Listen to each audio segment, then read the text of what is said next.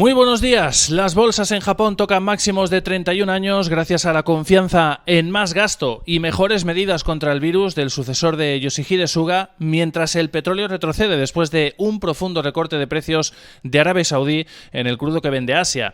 Mientras tanto, los inversores siguen sopesando un posible retraso del inicio del tapering por parte de la Fed tras el decepcionante NFP que conocimos el viernes del mes de agosto. Estos audiomercados, buscamos todas las claves de la sesión, como siempre, gracias al patrocinio del broker IG.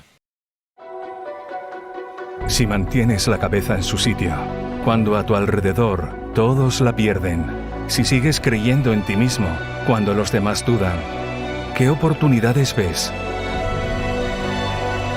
Si te encuentras con el triunfo y el fracaso, y consigues tratar a esos dos impostores por igual, si eres capaz de ver la oportunidad, el mundo del trading es para ti. Cuando ves la oportunidad, IG. Y es que los inversores siguen de momento aferrándose a la perspectiva de que habrá enormes estímulos, tanto fiscales como monetarios, encima de la mesa, por ahora al menos, en la salida de la crisis de la pandemia, a pesar de que empiezan lógicamente a asumir que el inicio de esa retirada está pronto. En especial en Estados Unidos, donde parecen asumir que quizás estemos ante un periodo de crecimiento más modesto, aunque al mismo tiempo con una inflación desmedida, con una presión inflacionaria, tras asimilar ese dato de empleo del mes de agosto que ha dejado la menor creación de puestos de trabajo, 235.000 de los últimos 7 meses, ante la presión de la variante Delta del virus. Esto está acrecentando esas perspectivas de un posible retraso del llamado tapering por parte de la Reserva Federal, el inicio de la reducción de las compras de bonos, que en principio se estima para el tramo final del año, pero que ahora podría quedar de momento en situación de impasse a la espera de evaluar nuevos datos sobre la economía y sobre todo sobre el mercado laboral después de ese dato que sin duda decepcionaba al mercado ampliamente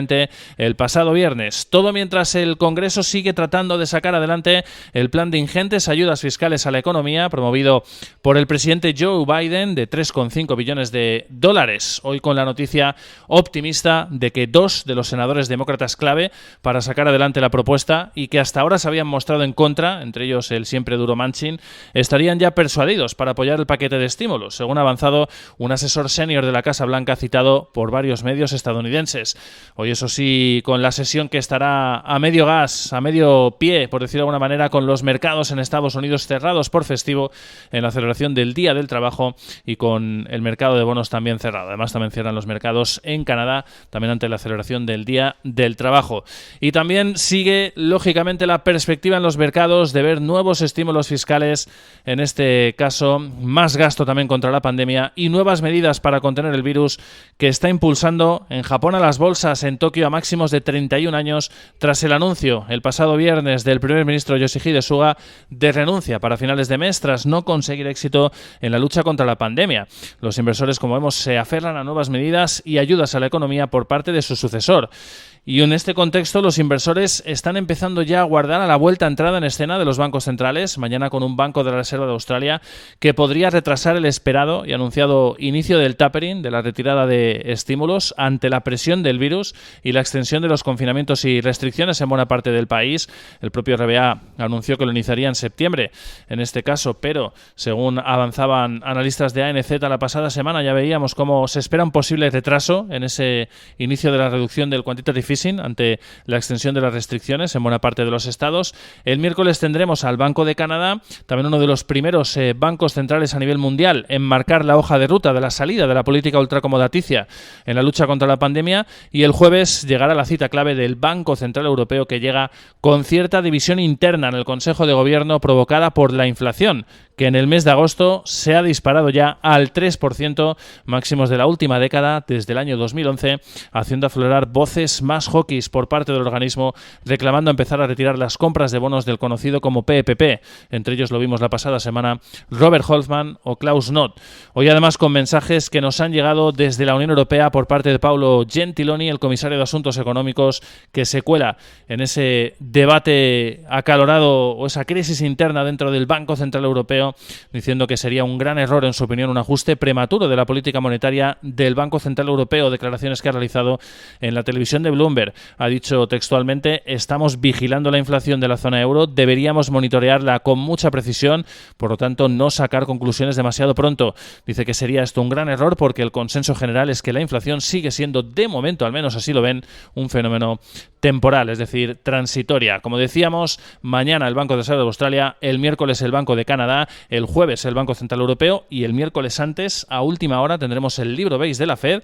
Importante ver qué perspectivas económicas dibujan los diferentes distritos del organismo y lo que significa que quedan ya solo 2 semanas para la próxima decisión de tipos del organismo que preside Jeremy Powell. Hoy además muy pendientes también del petróleo, que está extendiendo pérdidas tras fuertes recortes en los precios del crudo de Arabia Saudí, el crudo que vende para Asia. Así lo ha anunciado el gigante petrolero estatal saudí Aramco. Ha notificado a sus clientes en la región en un comunicado en el día de ayer que va a reducir los precios de octubre en al menos $1 para todos los grados de crudo vendidos en Asia. Esto está provocando caídas precisamente superiores a $1 para las dos referencias de petróleo, que están en estos momentos cayendo en torno a un 1,5%. En los $68,19 se está cotizando el crudo americano, $1 exacto de caída, y en los 71,44 cotiza el barril de Brent, es decir, el barril de referencia en Europa. En este contexto han imperado los avances, las compras en las principales plazas bursátiles de la región asiática, con Japón a la cabeza, como decíamos, en máximos de 31 años ante esos planes sucesorios de Suga, del primer ministro, que están alimentando la perspectiva de nuevo gasto y de nuevas medidas para ayudar a la economía y luchar contra la pandemia. El Nikkei sube un 1,97% al cierre, el Topix Index un 1,32%, el Hansen de Hong Kong avanza un 0,85%, el Shanghai Composite sube un punto porcentual, un 1,97%. Se anota el CSI 300. Sin embargo, hoy a contracorriente el Kospi surcoreano, que ha terminado la sesión plano, y la bolsa de Australia, que cierra con pérdidas ligeras del menos 0,4%. En el mercado de divisas, el sentimiento del mercado medido en el dólar index se está moviendo de momento con avances después de la fuerte caída que vimos el viernes tras ese mal dato de empleo del mes de agosto, que mostró debilidad en la recuperación de los puestos de trabajo con la menor cifra de los últimos 7 meses. Dólar index más 0,08% en las 92,17 unidades, y como ya habíamos avanzado, el petróleo con caídas importantes de momento tras ese recorte de precios por parte de Aramco en el crudo que vende directamente a la región asiática. Y en cuanto a las bolsas europeas, los futuros poco a poco están cogiendo fuerza, fuelle, según se va acercando la sesión, impulsadas por esas ganancias que hemos visto también en las bolsas asiáticas y por el buen dato que acabamos de conocer de los pedidos de fábrica de Alemania, que han superado expectativas de manera amplia, han sorprendido gratamente con un incremento del 3,4% en julio frente al menos 1% que esperaba el consenso del mercado. Futuros con subidas de entre el 0,15 y el 0,3% hasta ahora, cogiendo, como decíamos, fuerza de cara al inicio de la sesión. Esperamos ahora mensajes de Saunders del Banco de Inglaterra, PMI de la construcción en Alemania y en Reino Unido, confianza del inversor Centix en la zona euro del mes de septiembre y también subasta de deuda por parte del Tesoro Público francés. En el lado empresarial, miramos precisamente en primer lugar a Francia. La petrolera Total se ha adjudicado 4 proyectos energéticos gigantescos en el sur de Irak en el marco de un acuerdo de $27.000 millones, según avanza la agencia Reuters.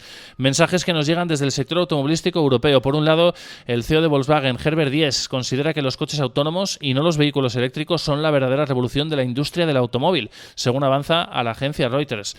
Y en línea con esto, evidentemente son absolutamente necesarios los chips, y que se solucione esa disrupción a nivel global es lo que advierte el consejero delegado de BMW. Dice que cree que esa escasez de chips para la industria va a persistir dice textualmente en declaraciones también a Reuters, muchos meses. Sin duda, dura advertencia la que realiza el consejero delegado de BMW. Más noticias. Enel va a renovar a Bogas como CEO de Endesa con un premio de 26 millones de euros para la jubilación, es lo que avanza el diario Confidencial. Y otros 2 apuntes en España. La justicia ha condenado a AENA a bajar alquileres a tiendas según la caída de potenciales clientes. Un tercer fallo empieza a sentar bases legales contra la oferta de AENA por los alquileres, es lo que dicen medios económicos españoles. Y por último, CaixaBank ha vendido el 9,4% de Bizum a toda la banca de de forma proporcional a falta todavía de fijar precio para la transacción, según avanza el diario 5 días. Futuros, como decíamos, apuntando a subidas en el inicio de la sesión europea, hoy con los mercados a media gas. Recordamos, Wall Street cerrado por festivo en la celebración del Día del Trabajo. ¡Feliz sesión!